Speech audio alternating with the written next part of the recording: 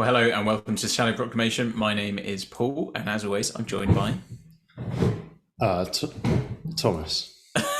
Thomas, shuffling into shot. And we are about to crack on with another Trousers story. Back at the beginning of another one, we are about to begin a story called The Invasion. And this is another one of my favourites, Thomas. May well be up there. I may even go as far as to say it might be one of my favourite Doctor Who stories ever. Just after what we've seen, the Mind Robber. Just after the Mind Robber, which I love as well. So yeah, this is we're on a good run at the moment. So this was broadcast from the 2nd of November to the 21st of December 1968, written by Derek Sherwin and directed by Douglas Camfield. So it's an 8-part story. It's the only 8-part story in all of Doctor Who. Doctor Who's history. Episode 1 and episode 4, I think it is, are the ones are missing. But actually in 2006, I think it was, I might be wrong in saying this. I have a feeling this was either the first animation they ever did or one of the first animations. Because when they started doing the animations, they would pick stories that had only a couple of episodes missing. So they didn't have to do as much work effectively. So because of only 2 episodes missing here, they thought, great, we'll fill those in. So I think episode 1 and 4 are animated. And it'll be worth keeping an eye out for a few little Easter eggs in there. A bit like when we watched, do you remember we watched, I think it was the Faceless ones, and we saw like Sacha Dhawan's Master on the thing. Now obviously this is from 2006, the animation's here, so it's going to be much before that, but there are a few references there. And it's we've got someone called Terence Dix coming in as the script editor. He goes on to become quite well known in Doctor Who as he writes a lot down the years and contributes a lot, so he's quite a big name in Doctor Who stuff. It's the first story where one of the first serials in which the scenes were recorded out of order, and then they were able to kind of reassemble them later, and that was, I guess, because of technology improving with their videoing and stuff. So I think there's a lot of good stuff in here. I don't want to say too much more about it because I think it would be a shame to give too much away, and it'd be better to let it speak for itself on the whole. We're actually recording this on Halloween, aren't we? Yeah, we are. Yeah. Got a little pumpkin here. Oh, very nice. That's pretty cool. The empty tomb on one side and the cross on the other. Very good. Little Christian pumpkin. You done a pumpkin? Not this year, actually. No, we did them last year, but we never got around to it. I went at the school I work at today. There's some kids did some pretty good ones, though. So. Oh, really? Nice. Yeah, it's amazing what you can do with a large fruit, isn't it? Because it is a fruit, apparently. Yeah, if you get the seeds, you can roast them up afterwards.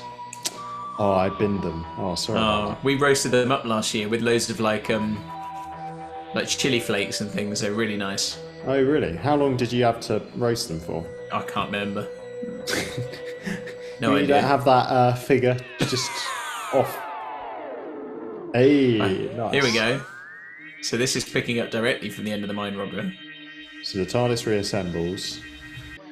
Now Zoe's actually in the wrong outfit here in the animation. She should be in the glittery suit. Oh yes, of course. But apparently the reason was because later on she does get changed in the story, but they couldn't afford in the animation to have 2 versions of her, so they just had to go straight in with the actual version. Outfit she'd be wearing. So we don't see what happens to that character, the Master. Thunderbird 3. What crumbs. Imagine if Doctor Who just ended there. That was it. Yeah. Not on the moon's surface, are we?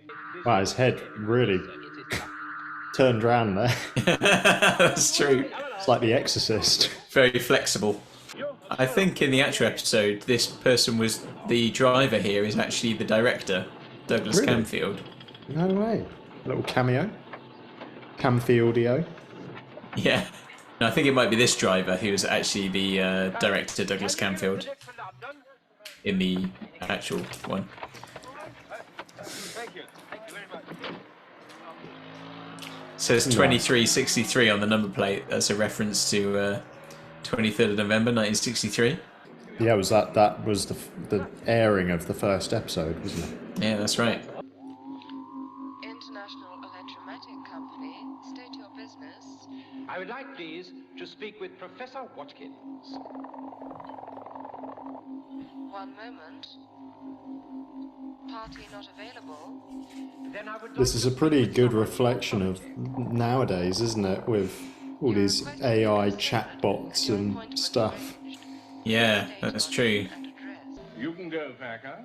But Mr. Vaughan, Thank you, Packer. Thank you. Back out. Perhaps I could Interesting choice of music in the background there. So thank you very much. Oh, come on, Doc. There's only a couple of electronic circuits. Oh, love a good hidden door. This is Liquid Doctor Who.